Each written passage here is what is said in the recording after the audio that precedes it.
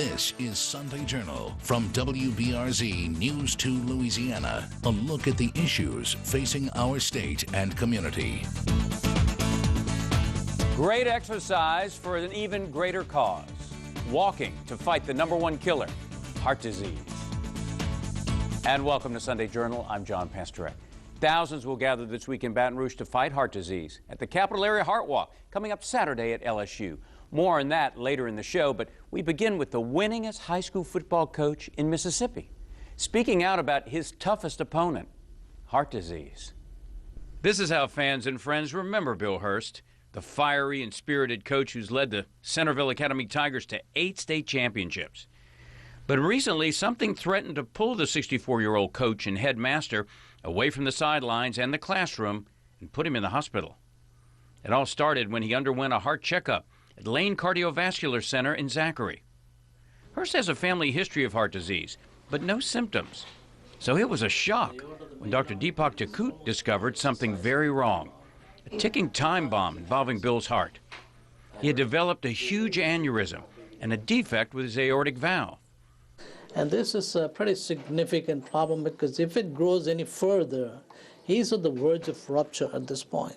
And practically you don't survive when you rupture. So it's like a sitting time bomb, you're absolutely right. Mm-hmm. Now, and he didn't have any symptoms? He did not have any symptoms. This is why the checking becomes important. Those who have family history should have evaluated for these problems. With an echocardiogram, it's pretty easily diagnosed.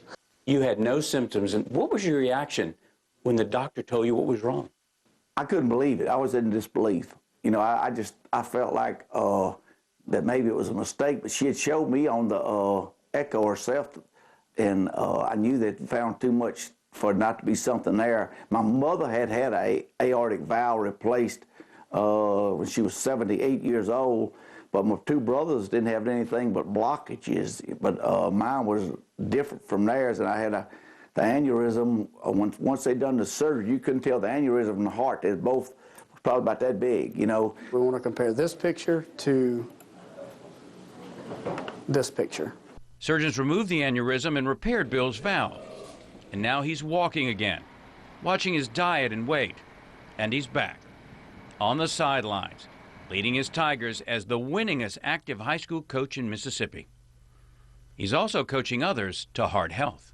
You're used to coaching football players, you know, X's and O's. What would be your X's and O's for heart health? How would you coach people to reduce their risk? I think you need to walk. You know, I think exercise and diet. You know, watch what you eat, and I'm a good one to speak because I've got a stomach on me. I eat a lot of ice cream, but I backed off of my ice cream a lot.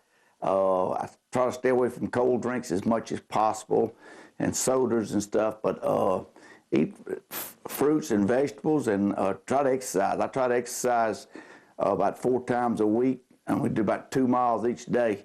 And I was doing that just prior to my surgery, and I didn't think there was anything wrong with me.